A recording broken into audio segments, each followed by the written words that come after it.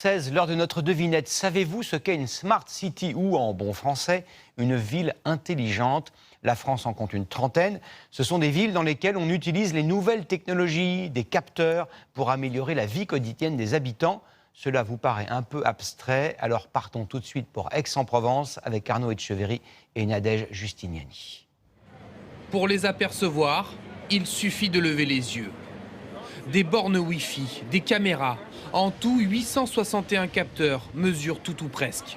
Vos déplacements, la pollution, le niveau du bruit. On les trouve sur des lampadaires, accrochés au mur des immeubles, mais aussi dans les magasins ou carrément dans les poubelles. Là, je viens de voir, il y a la corbeille de l'hôtel de ville qui est remplie à 100%. Est-ce que tu pourrais y aller, s'il te plaît? Au bout du fil, un agent de la propreté. Un capteur vient d'indiquer qu'une poubelle était pleine grâce à un laser qui mesure la quantité d'ordures. Patrick se rend immédiatement sur place. On gagne du temps et quand vraiment qu'elle déborde ou qu'elle déborde surtout par terre, on vient vite et on enlève. Retour au centre de propreté pour voir comment tout cela fonctionne. Les capteurs apparaissent sur cette carte. On a un code couleur qui est très simple. Le vert pour un taux de remplissage de moins de 40%, le orange de 40 à 80% et rouge lorsque c'est à plus de 80%. On crée un trajet optimisé sur la matinée pour chaque collecte et ça nous permet de gagner du temps. Des agents plus efficaces et la promesse d'une ville plus propre pour les habitants. Il y a une amélioration, légère, mais une amélioration. Après, vous dire que c'était vraiment insalubre et autre, ça serait quand même mentir. Mais j'ai l'impression que ça ne s'améliore pas du tout. La mairie mise également beaucoup sur ces bornes Wi-Fi. Elles permettent de mesurer en temps réel via les téléphones portables les flux de piétons dans le centre-ville.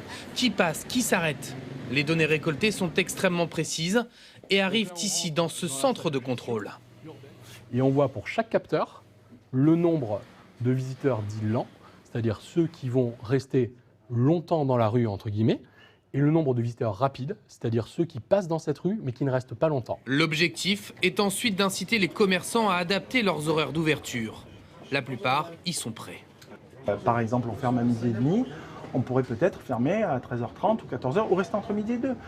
Ouvrir plus tard ou ouvrir plus tôt. De nos jours, de toute façon, on est obligé.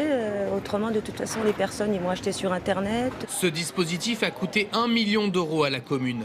Mais cette accumulation de technologies de capteurs inquiète aujourd'hui l'opposition municipale. Toutes ces datas, une fois récupérées, pourraient être, après tout, commercialisées.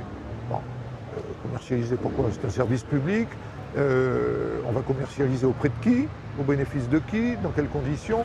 La mairie rappelle qu'il n'y a aucune donnée personnelle. Elle entend pourtant à terme exploiter et vendre toutes ces informations. La qualité de l'air, par exemple. Les données pourraient servir à un promoteur immobilier qui tiendrait compte du niveau de pollution rue par rue pour investir. Et c'est la fin de ce journal. Demain à 13h, Jean-Pierre Pernaut. Dans un instant, la météo d'Evelyne Delia, suivi du match qualificatif pour l'Euro. France-Andorre, ce sera en direct du Stade de France, avec bien sûr Grégoire Margoton et Bichente Lizarazu et l'hymne andorran, le vrai. Excellente soirée à tous. À demain et bon match.